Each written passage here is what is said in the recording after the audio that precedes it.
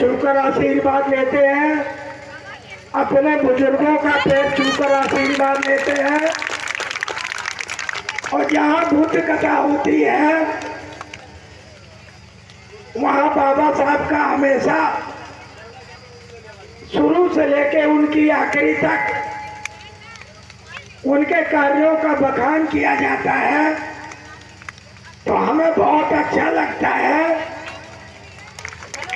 आज हमारे पास समय नहीं था, लेकिन प्रधान जी ने टेलीफोन किया और जब हमसे कहा कि बौद्ध कथा हमारे यहाँ हो रही है और आपको आना है, तो बौद्ध कथा के नाम पर प्रधान जी के आदेश का तुरंत पालन करने चले आए आपके बीच में। ये सही है कि भगवान बुद्ध की तो हम लोगों पर कृपा है ही, लेकिन बाबा साहब ने जो हमें अधिकार दिए, बाबा साहब किन परिस्थितियों में पड़े, ये सारी बातों की जानकारी आपको होनी चाहिए। जब बाबा साहब पढ़े तो हम लोगों को पढ़ने का अधिकार नहीं था।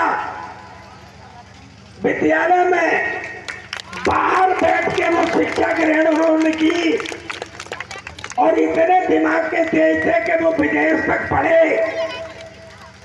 लेकिन उन्हें तकलीफ इस बात की हुई कि हमारा समाज जो निम्न वर्ग से आता है, जो बैकवर्ड है, जो एससी है, लेकिन इन्हें बराबरी का दर्जा नहीं मिलता है। तो बाबा साहब ने ऐसा संविधान देश में बनाया कि आज उनके बनाए हुए संविधान के तहत हमें और आपको बराबरी का दर्जा मिलने लगा। जो हमारे बुजुर्ग यहाँ बैठे होंगे, इन्हें सब पता है कि उस समय हम लोगों की क्या स्थिति थी। हम लोग दूसरे लोगों के बराबर नहीं बैठ सकते थे, लेकिन बाबा साहब ने हमें वो अधिकार दिया। और सबसे बड़ी बात उन्होंने एक बात कही कि चाहे खुद कष्ट उठा लेना, लेकिन अपने बच्चों को शिक्षित करना। जब वो पढ़ लिख के तैयार होंगे तभी वो अपने कानून को समझ सकते हैं, अपने अधिकारों को समझेंगे।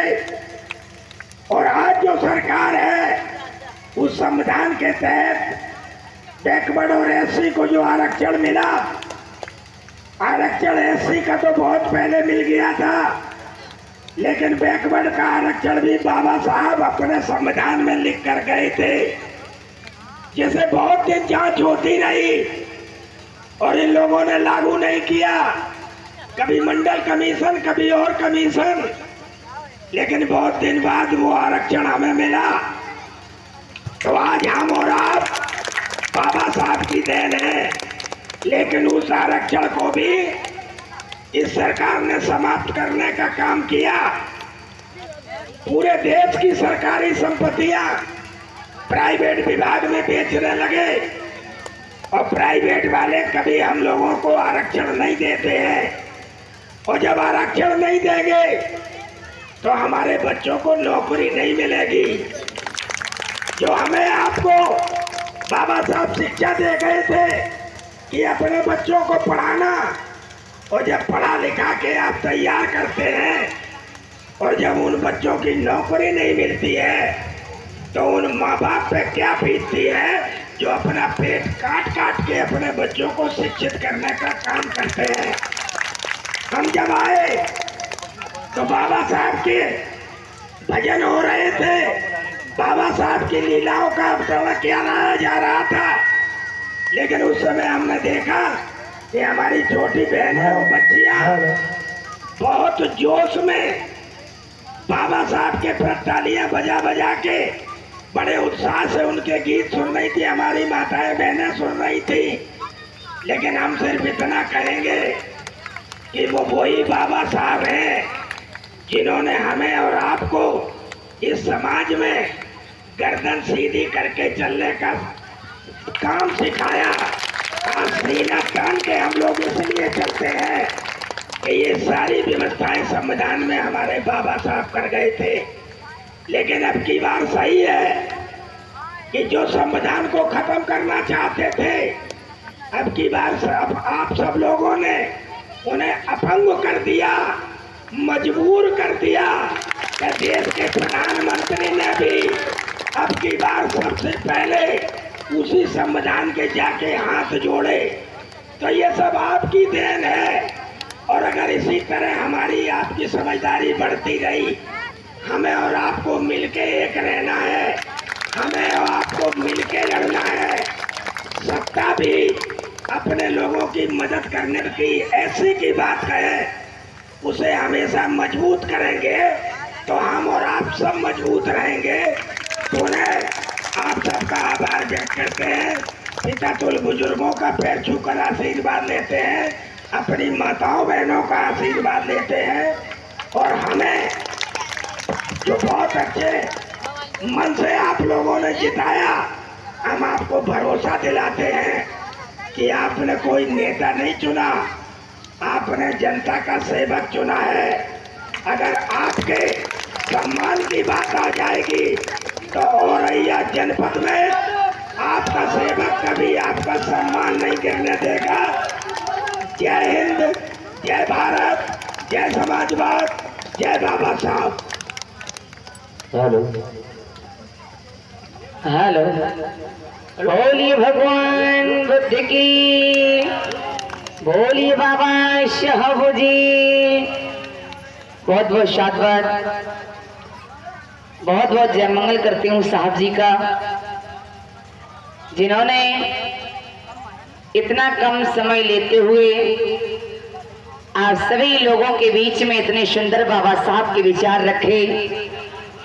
बाबा साहब के विषय में माताओं बहनों को भाइयों को समझाने का कार्य किया। हम चाहेंगे कि एक बार साहब जी के सम्मान में जोरदार तालियां बजाकर आप लोग बड़ा भव्य स्वागत करें। बोलिए भगवान बुद्ध की।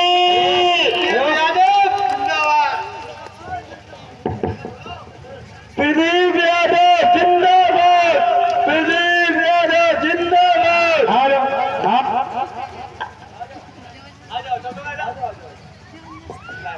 बोलिए भगवान बुद्ध की, बोलिए बाबा साहब जी। प्रदीप यादव, प्रदीप यादव।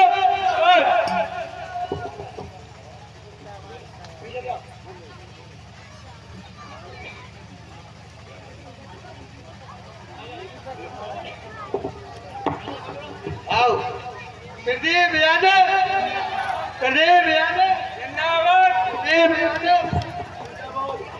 प्रदीप यादव जिंदाबाद, प्रदीप यादव, प्रदीप यादव, प्रदीप यादव, प्रदीप यादव, प्रदीप यादव, प्रदीप यादव, प्रदीप यादव, प्रदीप यादव। हाँ, इसी बीच में ये साहब जी परम सम्मानीय परम आदरणीय सांसद प्रदीप यादव जी, जो दिव्यापुर भरतरा से चल करके आए हैं, इनकी तरफ से ये कमेटी में 2000 रुपए का सहयोग प्रदान हुआ है। एक बार साहब जी के लिए जोरदार तालियां बजाकर आप लोग स्वागत करें। जय मंगल हो, शांत कल्याण हो। बोलिए भगवान बुद्ध की, बोलिए बाबा साहब जी, बोलिए पंचशील दरबार की। हमारे मूल निवासियों के ऊपर, शोषित वंचित गरीब बहुजन समाज के ऊपर बड़ा ही अन्याय, बड़ा ही अत्याचार हो रहा है। मैं तो पढ़ा लिखा शिक्षित हूँ, लेकिन हमारा बहुजन समाज ये अशिक्षित है। इधर रामजी राव पिता बैठे हैं, आज किस प्रकार से अपनी ड्यूटी कर रहे हैं मेरे भाइयों बहनों। हमें कोई मास्टरी नहीं कहे, लाई शिक्षा पढ़ावे, रामजी राव देखो भी मना बने, बाबा ने कही समझा।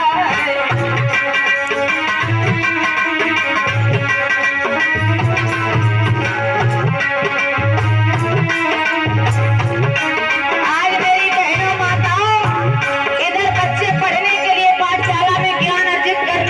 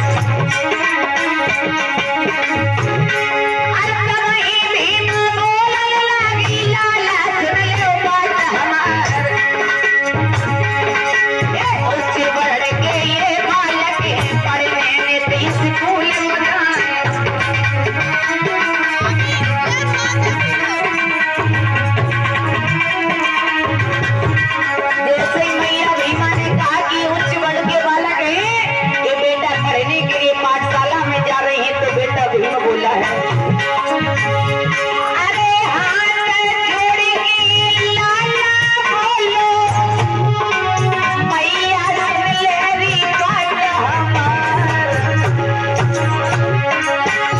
अरे बबुले से कह के भीमा मैया मेरो दाखिला दियो करवाए।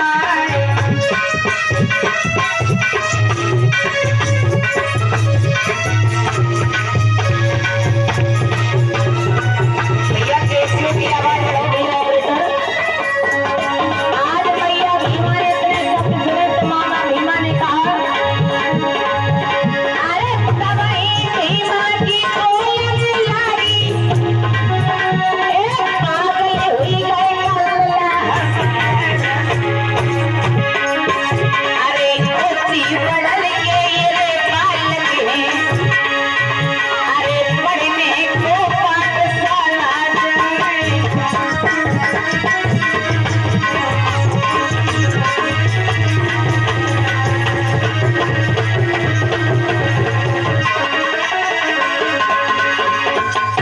बोलिए भगवान बुद्ध की, बोलिए बाबा साहब जी। आज मेरे बंधुओं, बाबा साहब के दिल में पढ़ाई के प्रति इच्छा जागरूक हुई।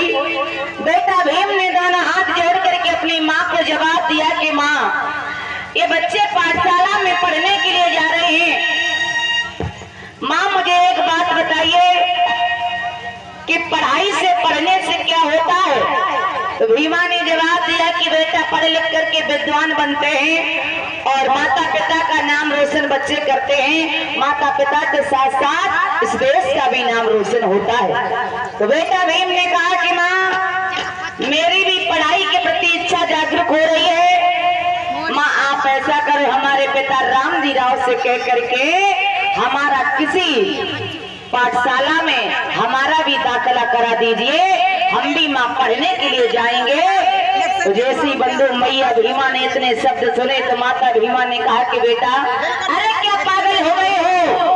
अरे तुम्हें नहीं मालूम है मेरे लाल, अरे हम लोग तो शूद्र हैं, हम चौथे वर्ग में आते हैं, हम मार जाति अनुसूचित जाति से हैं, चौथे वर्ग में आते हैं लाल, मुझे पढ़ने लिखने का अधिकार नहीं है, ऐसी बातें मत करो बेटा। तो बेटा भीम ने जवाब दिया कि माँ अगर एक ब्राह्मण का बच्चा पढ़ सकता है, एक सवर्ण समाज का बच्चा पढ़ सकता है, तो मैया मैं भी तो एक इंसान हूँ, मैं क्यों नहीं पढ़ सकता हूँ? ऐसी हमारे अंदर क्या खराबी है, क्या कमी है? तो बेटा भीमराव देखिए माताओं बहनों पढ़ाई के प्रति जिद करने लगा। बेटा भीम ने कहा कि मैया जब तक आप हमारा एडमिशन हमारे पिता रामजी राव से कहकर के किसी पाठशाला में नहीं कराओगी, तब तक मैया मैं अन्न जल भोजन को ग्रहण नहीं करूंगा। देख लीजिए माताओं बहनों बाबा सब हट करने लगे पढ़ाई के लिए। तो मैया भीमा मजबूर हो जाती है, कहने लगी ठीक है बेटा, अगर आप नहीं मानते हो तो हम आपके एडमिशन के विषय में, आपकी शिक्षा के विषय में आपके पिता रामजी राव से चर्चा जरूर करेंगे, जरूर बात करेंगे बेटा, चिंता मत करो। इधर मैया भीमा जो है आज अपने पति रामजी राव के पास चली हैं और आज हाथ जोड़कर मैया भीमा बोली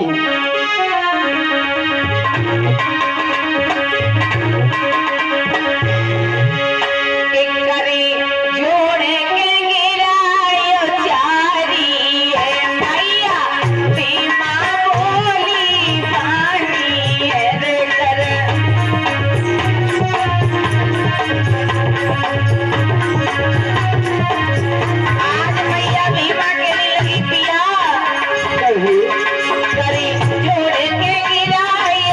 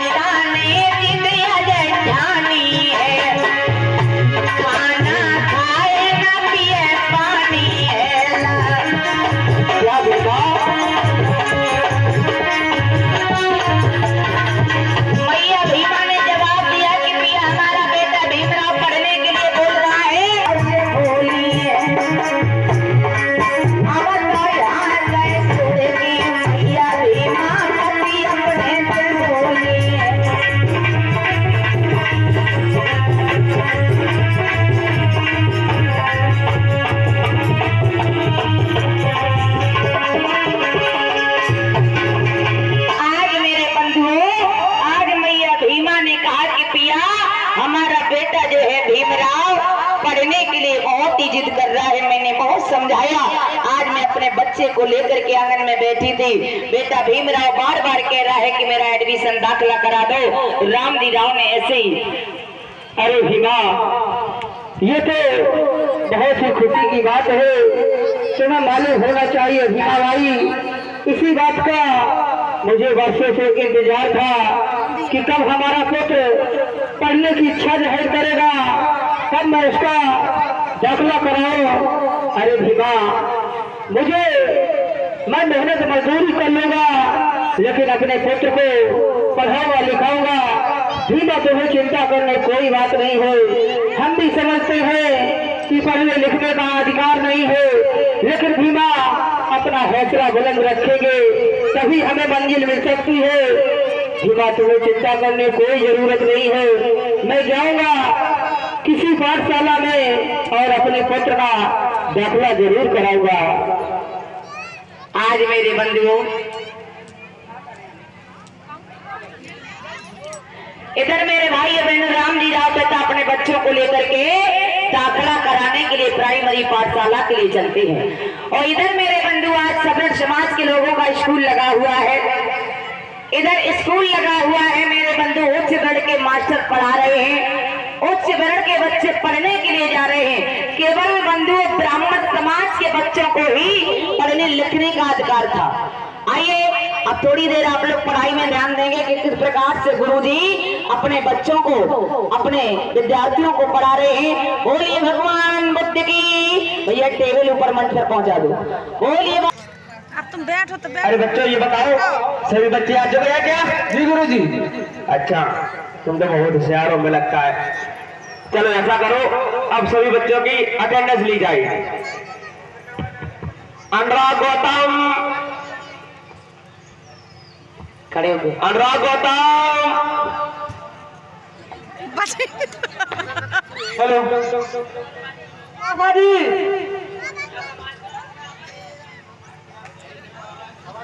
आवाज भैया माइक छोड़ जाता है, लगता है सेल खत्म हो गई इसकी। ये दूसरा ले लो, ये चेंज कर लो। अनुराग गौतम जी। मौसा जी। आहा, मौसा जी।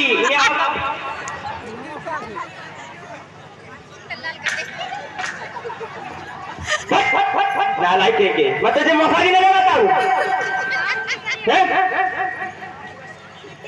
हिमांशु गौतम जी। बुआ। आहा, बुआ जी, तुम तो ये आओ।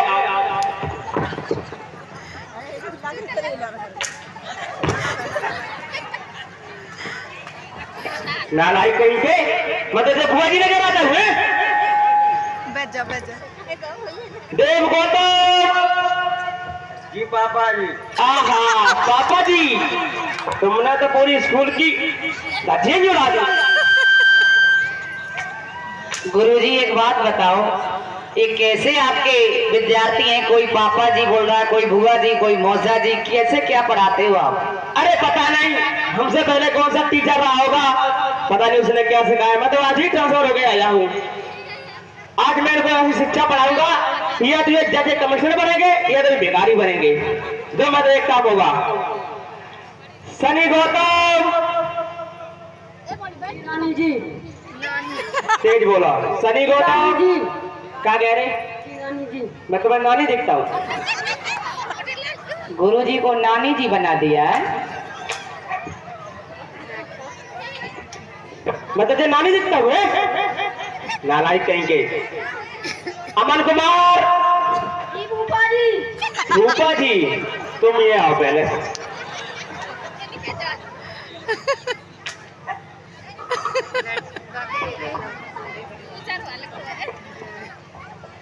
निशुरानी जी। नाना जी। आहा, नाना जी, तुम लोग बुढ़ा खाल खींच लूंगा अगर पढ़ना लिखना नहीं आता है। राधा रानी जी। जीजा जी। आहा, जीजा जी, ये तो साली है मेरी। आहा,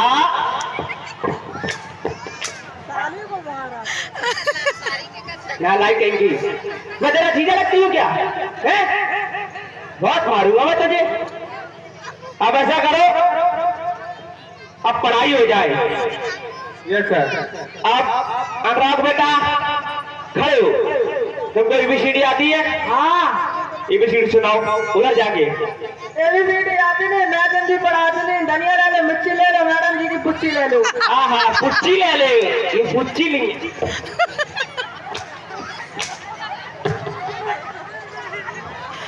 ये पुच्ची क्या होती है? बहुत मारूंगा, सुधर जाओ। हिमांशु गौतम, जी गुरुजी। ये बताओ पारे कितने तक आते हैं? 10 तक आते हैं। लगता है बच्चा होशियार है। जो का पारा सुनाओ।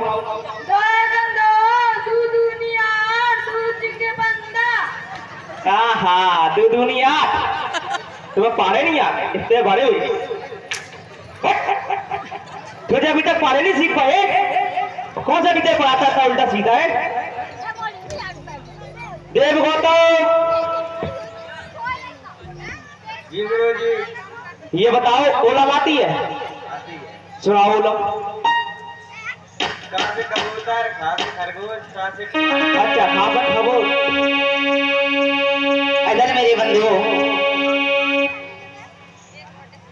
नीशु रानी खड़ी हो जाओ। गुरुजी आपके बच्चे को पढ़ना भी नहीं आता है, कैसा आप पढ़ाते हैं? मेरा तो आज ही ट्रांसफर हो गया यार, पता नहीं कौन सी मैडम थी पहले। ये बताओ सर। कि बेटा बोलिए। सूरज किस दिशा से निकलता है? सूरज किस दिशा से निकलता है? उत्तर। उत्तर से निकलता है। और का